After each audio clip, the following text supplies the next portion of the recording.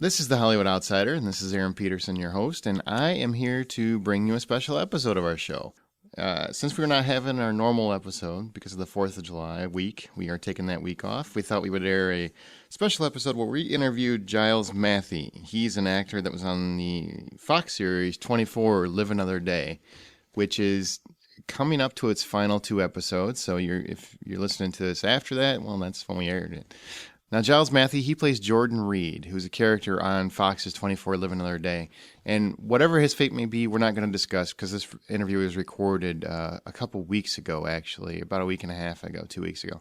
So what you're going to hear is an interview before those events from the last couple weeks, but it's still a very introspective look at 24, the making of a series, the making of series versus film, because he's had several films as well as what it's like to be an actor, what motivated him, et cetera, et cetera. It's actually a very interesting interview, and we think it relates to both shows. So we thought we would play it here since a lot of you haven't heard it. Very interesting, very nice guy. I look forward to see what he does with his career. He's got a movie with Robin Williams coming out soon as well. Now, remember, you can always find The Hollywood Outsider on iTunes or Stitcher or thehollywoodoutsiders.com, of course. Our email is feedback@thehollywoodoutsiders.com. Let us know what you thought and any other people you might think we should try to interview, because we don't do many of them, but when we find it interesting, we definitely want to jump on it. I'm going to go ahead and let this interview roll. Hopefully you enjoy it and you get something out of it. If you're a fan of 24, I can't see any way you don't love it, because this has been a fantastic season. It's an excellent little add-on to the run of the series, and he did a great job as Jordan Reed. And he's a very nice guy as well as a good actor. Now enjoy the interview with Giles Matthey from 24 Live Another Day right now.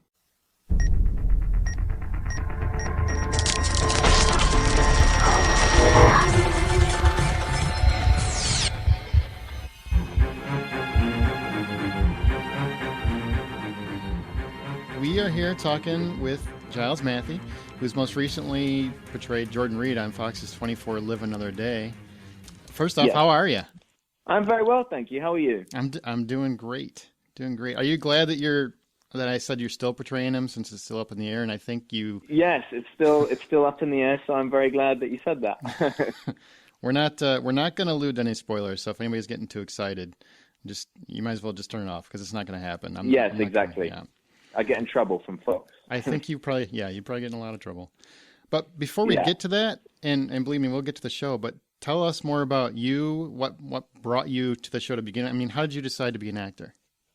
Well, when I was about sort of 14 or something, I saw a play by an actor that really moved me, and it was in London, and it was in the West End, and his name was Charles Dance, and his sort of ability to sort of move people by telling the story really kind of inspired me. And I just thought maybe it's a kind of a power thing that I kind of wanted to have that ability to do. So I have no idea, but I was just so moved. And I thought, if I have the ability to do that, and if I work hard, I would love to do that, make some money and have that as my career and passion that I love. So I'm very fortunate that it's working out thus far. So that's kind of how, when I saw this amazing play called Shadowlands. And that's Tywin Lannister, right? For people that aren't familiar on Game of Thrones, that's Charles Dance? Yes, it is. I don't watch Game of Thrones, but I know he's on it. As a young and up-and-coming actor, how hard is it to get this far? Is it pretty hard? It is. It's very hard, but I think it's like any job. If you work hard and if you do the work, I think that's the most important thing. And you have to have a little bit of luck, and you've got to be in the right place in the right time. But it all starts really with hard work, like any job, climbing up the ladder. That's what more people need to realize. I think people, they hear either the horror stories or the easy stories. Yes, exactly. It's either one or the other, and they don't hear the sort of standard, I would just work my way up kind of stories. Yeah, and I saw you in Jobs last year with Ashton Kutcher. Yes. And now you're doing TV, and I know you did True Blood as well, and you were in a movie called Boulevard. What's the difference between working on a movie versus working on a TV series for you? I think TV is much more formulaic, and it's sharper. So like you're very aware that you're kind of you fit in an ensemble really, like film can be. But I think that with film there's a special thing where you're able to, perhaps sometimes more so than TV, is kind of like use and create a character more so than you have the chance to do in TV, because TV is so quick and it's so plot driven, whereas I think films have the luxury of being around once, and usually once, and being able to sort of develop a character more thoroughly, whereas I think TV is a machine kind of, and you know the formula, you know what your job is, and you can't really explore as much as you would like to. But I think in film you can do those exploring with the character. You can take those chances. And what's the difference for you? Because, you know, like I said, you worked on True Blood for a little bit. Yeah. And now you're working on 24. They both have really dedicated fan bases. I mean, some would say obsessive. Yeah. but yeah, I agree. They definitely are obsessive. Yeah. Good and bad. I'm sure that's good and bad. Yes, exactly. What's the difference between those two, between talking to fans of those two shows? I think the fans of 24, I've got to be careful what I say now. Oh, yeah. I think the fans of 24, because of the world that 24 is about, I think they have kind of more sort of factually based opinions, if you know what I mean. Because it's more realistic. It's about the particular types of weapons, the particular type of information gathering, the particular type of sort of how close it is to how it actually goes on in the political and, you know, counter-terrorist world. Whereas I think True Blood, they just have very, very passionate fans that will sort of either love you or hate you for no real reason other than their own biased sort of fascination with their favorite characters, if you know what I mean. Whereas I think 24 is a bit more fair in some ways. Like they'll give you, then they don't make up their mind so quickly. Yeah, I get it. There's a more fantastical source material, I think, with True Blood. Absolutely. Yeah. So there's some very devoted fans to that material, and they want it to be closely resemble that, I guess. Absolutely. Were you a fan of the show before you got your first audition? Yeah. Well, True Blood or 24? 24. I'm sorry, 24.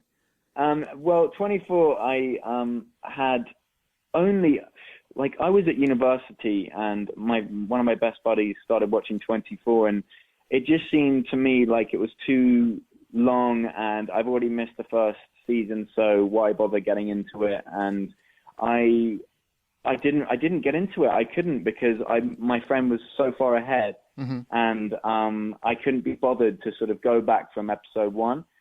But obviously, and when I got this role, then I sort of went back and did a lot of watching. I wasn't really, I wouldn't say I was a fan, no. I was aware of it, and I was aware of how popular it was. But that was the same thing with what happened with True Blood. I had no idea I didn't even have an idea what True Blood was. At least I had heard of 24 and I knew what it was about before I auditioned, whereas True Blood, I had no idea. That's a funny misconception, because I think so many fans just assume that everybody working on their favorite shows has been a diehard fan their whole lives. Yes, yeah, I think that's a bit of a misconception. However, there's even more pressure because, you know, we're not stupid. We know that, you know, for example, when I got 24, I realized this is a massive deal that I need to sort of do justice. I mean, me personally, I always have to do myself justice, but with shows like True Blood and 24 in particular, these huge fan bases, you have to make sure that you kind of, you know, do justice for the fans because it's such a great show that you don't want to disappoint and let down the show that's giving you the chance. And, you know, so the pressure was through the roof, for me at least. Not probably as much for the other actors that were more experienced than me, but I really felt like, you know, I want to do 24 proud, if you know what I mean. And I want to do the fans proud, even if I'm a goodie or a baddie. You know, I want to do justice to the show. So there was a real sense of responsibility as well. Oh, I think the fans really appreciate when people take it that seriously, sincerely. I mean, Yeah, no, trust me, I lived and breathed it. I bet. Did you get the sense? I mean, because when you started filming, the promotion wasn't really hyped up, but as it started going, did that start to build on you a little bit?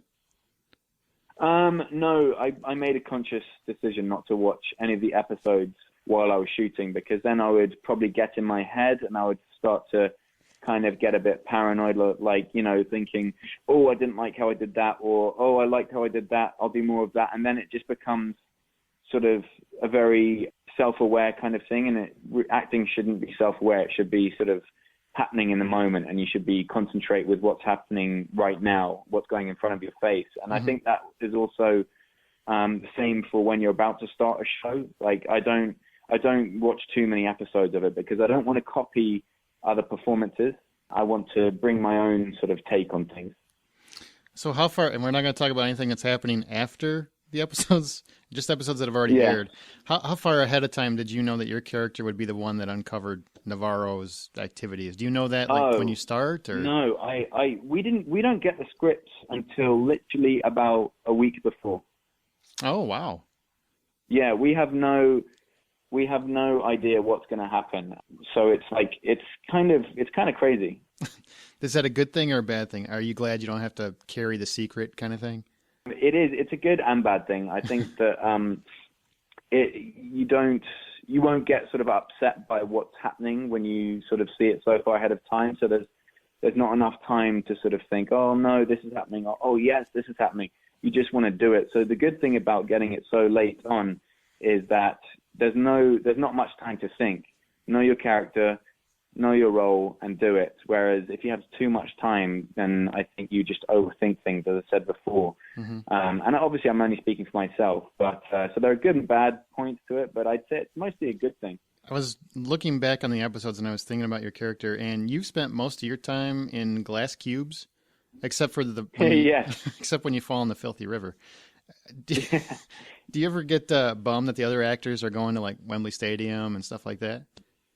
I did get a little bit angsty, but like I think this is Jordan Reed's world, I think he is very happy being there and doing this stuff, and I also think that a lot of the stuff that he does is quite easy for him, and so when he gets the challenge to go out into the field for the first time because we're depleted in numbers, I think it's sort of he's really happy about that, and it's his chance to show that he's not just a number cruncher, and kind of to prove to Navarro that he's capable in the field as well, even though that technology and data and information is mainly Jordan's world. So yeah, I think he did. I think Jordan was a little bit annoyed, but that he wasn't being given the chance to go out, but he knows his place as well. Like he knows his role in that office is very, very important. I got to be honest with you. When he first, after he gets shot and he comes out and he calls Navarro, I was screaming. Yeah. I was screaming at my TV. I didn't understand how he could not know he was set up. And then I want to thank you for making me feel like an ass on that. No worries. That played out very well. Yeah. So I thought, Jordan does have a brain, and he's also he can pull out some moves in the field as well, because he does know that, but he wanted to make sure by making that phone call. He obviously, that thought's been there, but just on the off chance he's going to expose his position, and obviously if the assassin was going to come like he did, he'd know it's Navarro. So his decision is made as soon as he hears that assassin come through that door. I got to tell you, it's a tribute to the writing and your performance, because I really didn't expect the outcry from fans that I've seen over him. Oh, really? Oh, yeah, wow. Really? I mean, I know some people. I think I'm very lucky to have been given a character that the fans seem to really like Jordan, and I think it's the guy that we've all been as well. When we like a girl or a guy, and we can only bang our heads on the brick wall so many times before, and his heart's in the right place. He's not a sleazy or an arrogant guy. He's quite an honest guy. So it's kind of like a gift of a character in many ways, because he's a good person. There's no duplicity, and fans like good people, and they also like the evil bastards, but they also like the good, hardworking guy, and that's what Jordan was.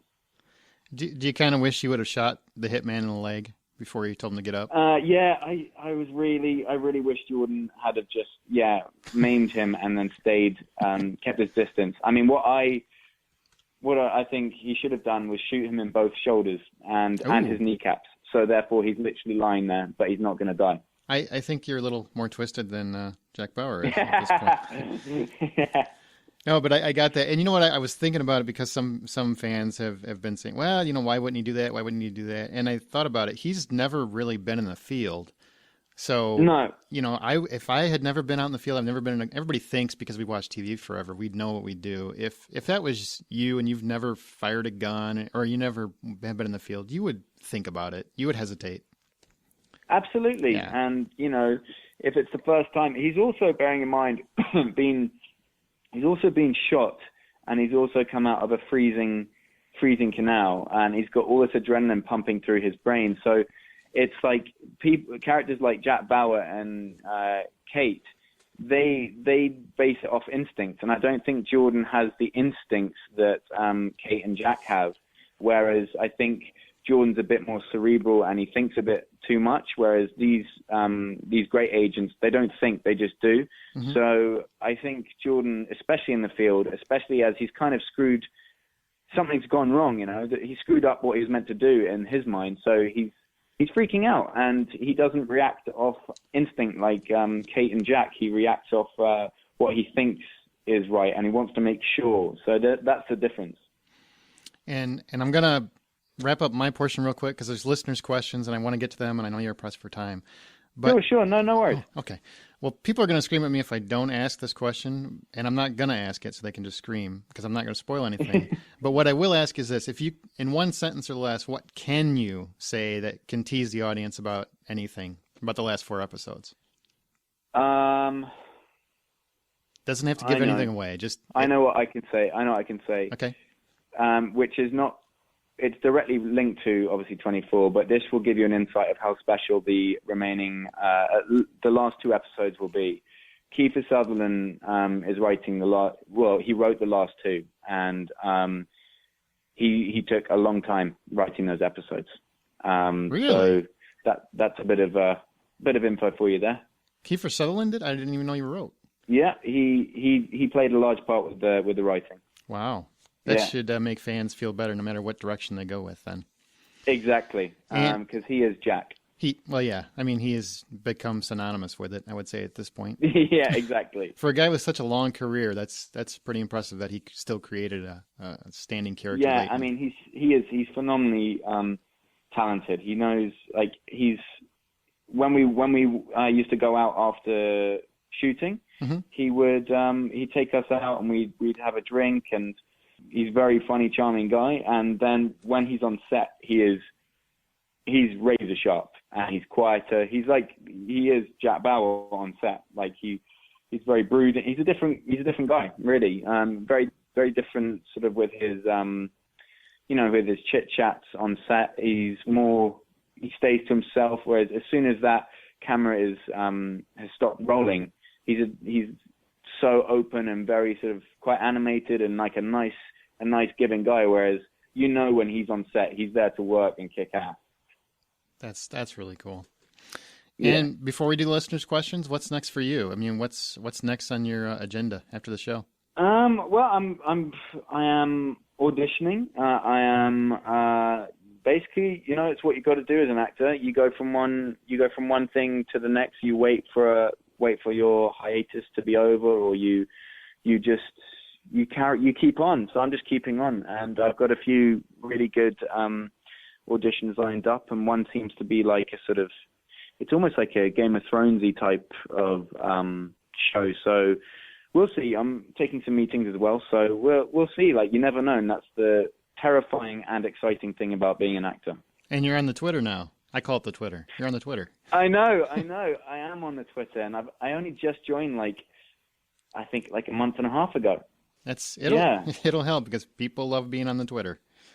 Yes, I know, and I appreciate all the support. So thank you, and thank you to all the listeners as well.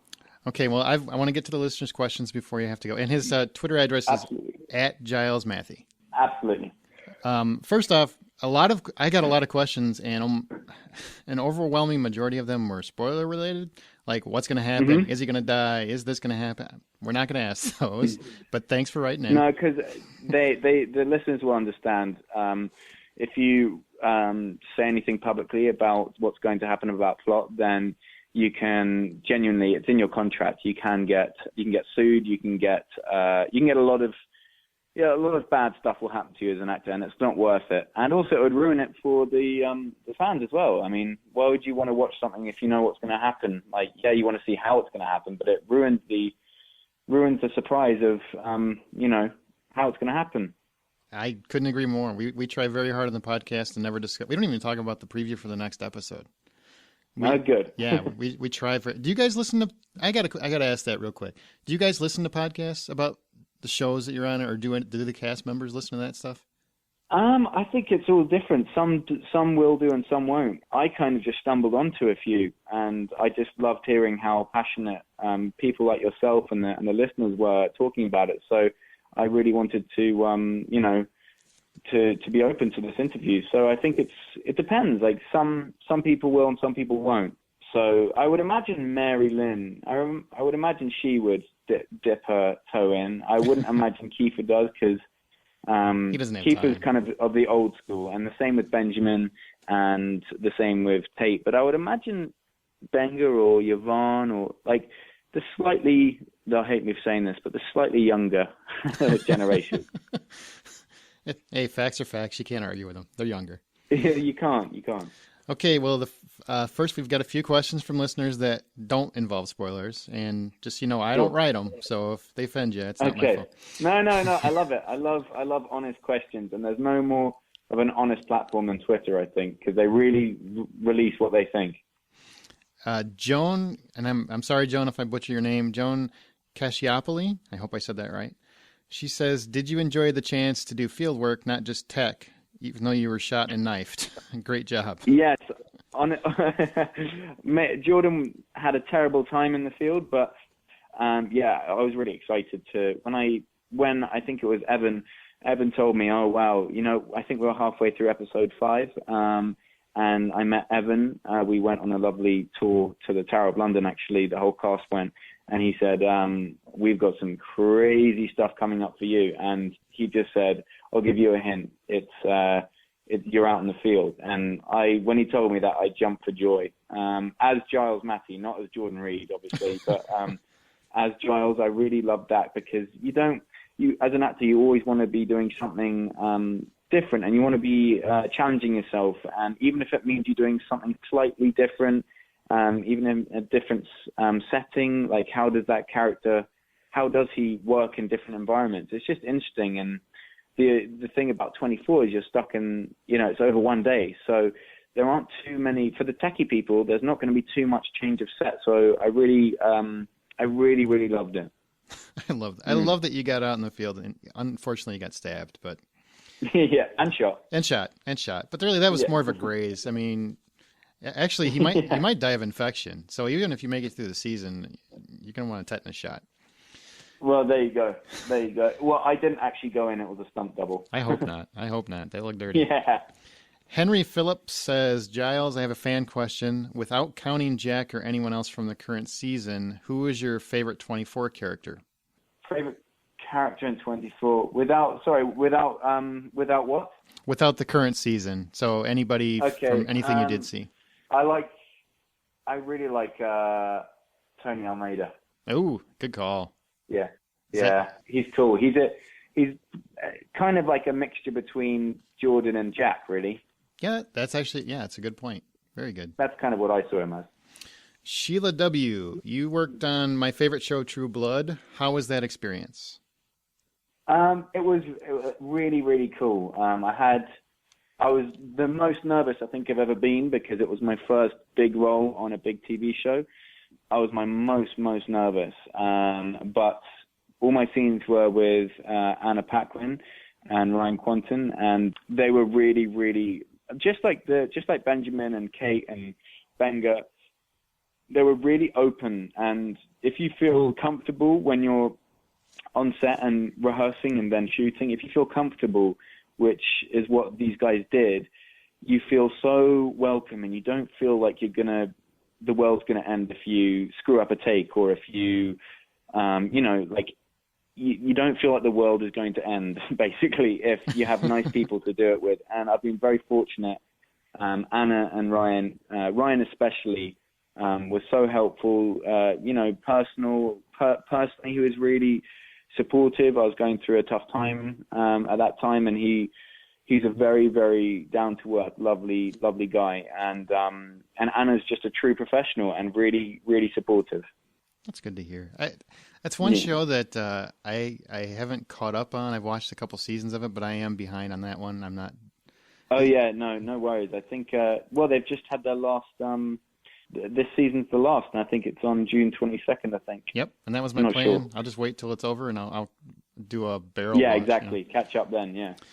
Brad Randall. It really seems like the showrunners have been setting up a dynamic where Kate and Jordan are the new Jack and Chloe. Am I crazy?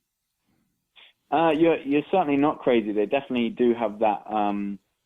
They definitely do have that dynamic. Yeah, I completely get the references. Even John Cassar, before shooting, would call me the new Chloe. So it was a real honor to be called that by John Cassar, who is also, I haven't mentioned him. He was just phenomenal with. I've never worked with anyone like John Cassar in my whole life, and he really, really is. He's truly brilliant. You should see how this guy works. He moves quite fast, but he just gets it. He finds these things. He knows where the camera is for 24. So much so that sometimes he would actually pick up the camera and tell the DP where the shot is, Oh, really? So we had some DPs, and we had them come in, and, they'd never done 24 before, but they knew they'd been briefed and everything. But John would sometimes pick up the camera and run on and just pick up the camera and say, this is that, let's go. And it was all about pace and energy and, intensity. And John was just fantastic. So he actually told me that, I'm going to be the new kind of Chloe, even though there's not another Chloe in this world, Chloe's Chloe. But the new Chloe type figure was very much prominent. And Kate is, it is. She is the sort of new Jack, or another Jack. That's something, man. I don't know how Mary Lynn would take that you're the new Chloe. I don't know if John or if no, that you can't replace Chloe. You just cannot do it. She's That's funny. Brilliant, and she's so individual. It's like saying you can't really replace red with the color blue. They're different. They're worlds apart. They just have similar type jobs. You're doing a great job, because people are really worried about what's going to happen to you. Marky, yeah, they are. Seriously, they are. Marky B, he wants to know, what's your favorite thing about the UK and the worst? Easily the worst is the weather and the pessimistic views that I think a lot of. I remember, because I grew up in London, so I've had bad weather for years, and I've also had the negative mindset drilled into me. So when I told people in England that I wanted to be an actor, they would say, why are you going to do that? You'll never make it. You'll never do anything. It's too hard. There's no point. You'll waste your money. And I think the weather and this kind of inbuilt pessimism that I find a lot in London, maybe it's the people I hang around with, I don't know, but those are the two things I dislike most about London, the weather and the pessimism. And what I like about London is the culture and the there's a buzz within certain areas of London when you go out, and that's really nice to feel, like in Soho and Mayfair. There's nice buzzy places. Since you grew up there, did that help with the cast, finding spots to go and knowing where to location scout, stuff like that? Did you ever? No, I didn't really, because they hired obviously local right. Scouting people, but John would do a lot of it himself. But with socially, I would go out a lot with Benjamin Bratt, and I'd recommend some places to him, and So we went out quite a bit. Same with Tate Donovan, and Kiefer always stayed. He always went to this one bar in particular. Every time we had nights out, it would be there, and that was quite. It's a beautiful place. It's called Little House, I think, or Little Door, Little House, or Little House, I think. And it's kind of like Soho House, but it's lovely. But a lot of the guys knew London relatively well. I mean, Kiefer was born in London, I think, so he's been there a bunch of times. I had a mixed emotions about the setting. Well, I've got two more questions. No worries, go for it. Okay. Shane Jacobs, he says, when Jordan started, some 24 fans did not care for the character, probably because they just wanted Chloe to be the computer guy. But he's become much more popular as the show went on. How has it been dealing with fan reaction to your character?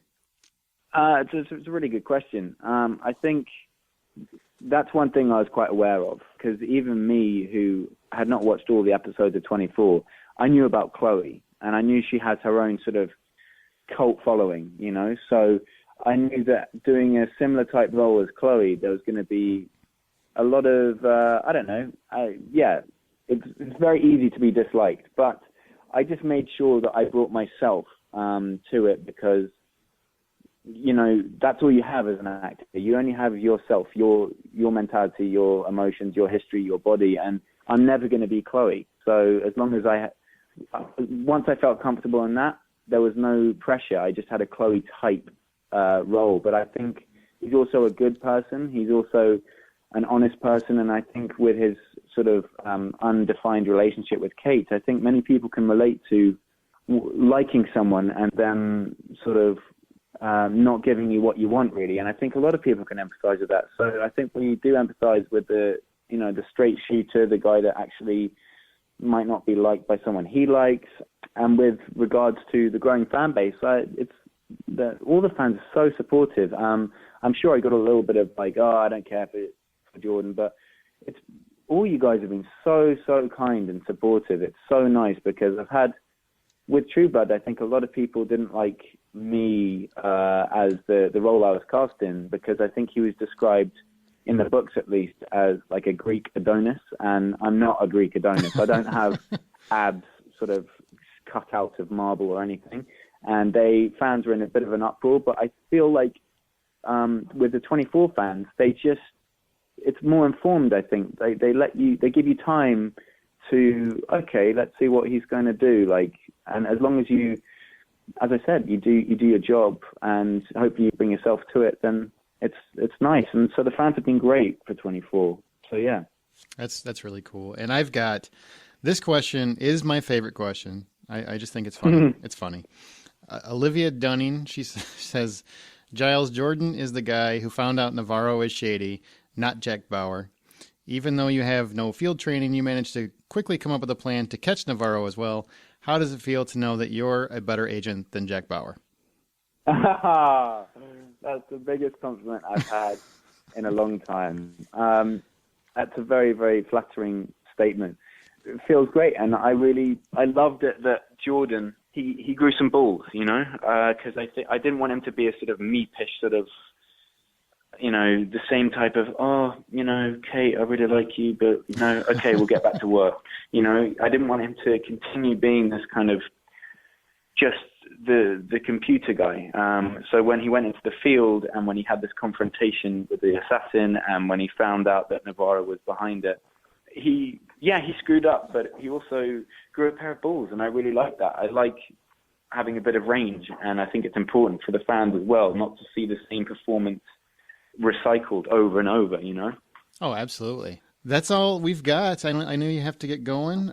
Well, thank you so much for having me on. I really appreciate it. Oh, thanks for coming on. I mean, I know you're a busy guy and taking the time out. We really appreciate it.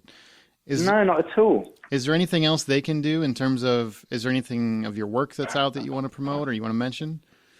Well, I did a movie of Robin Williams that's going to come out one of these days.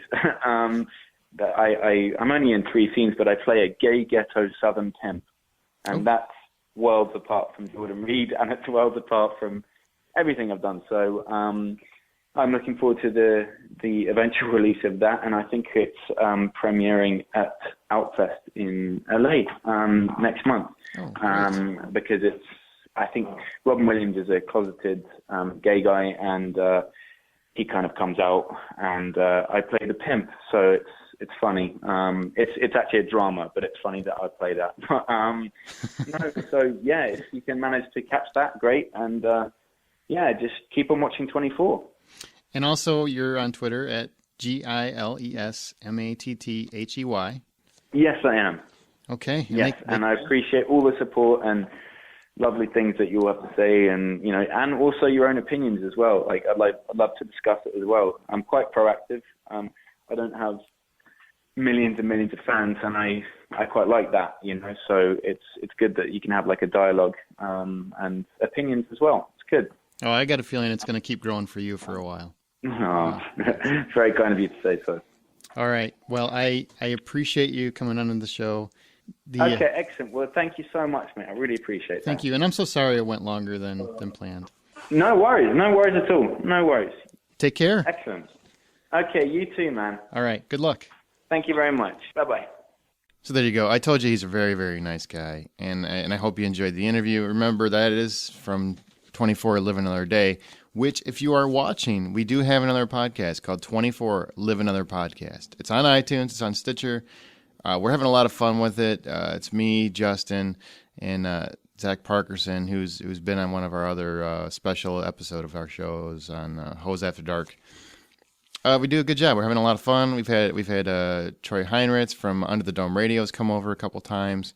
It's been really fun. So definitely check that out if you're watching the show, or if you plan on watching the series once it hits video or something. Go back and check that podcast out. We have a lot of fun. Go over a lot of stuff. It's a good time, so I highly recommend it. That's going to do it for this episode. I really hope you enjoyed the interview, guys. We'll try to bring in a few more here and there. Remember to go on iTunes, give us a rating if you can. We always appreciate that. We really do. Go to thehollywoodoutsiders.com, Stitcher, iTunes, whatever you use to listen to podcasts. That's where the Hollywood Outsider is going to be. And remember, it's The Hollywood Outsider. There's a couple others that are trying to infringe on the name a little bit, but it's The Hollywood Outsider. And I hope you enjoy the show. And we'll bring you more special episodes. We've got another one coming up pretty soon involving Michael Bay. I think that's going to be a fun one, if it's not out already. And also our regular show. So, guys, have a great 4th of July if you're hearing this before that or during that. Otherwise, just have a good summer. Thanks for listening, as always. And remember, the next time you go to a theater, which I'm sure you're doing soon, buy popcorn.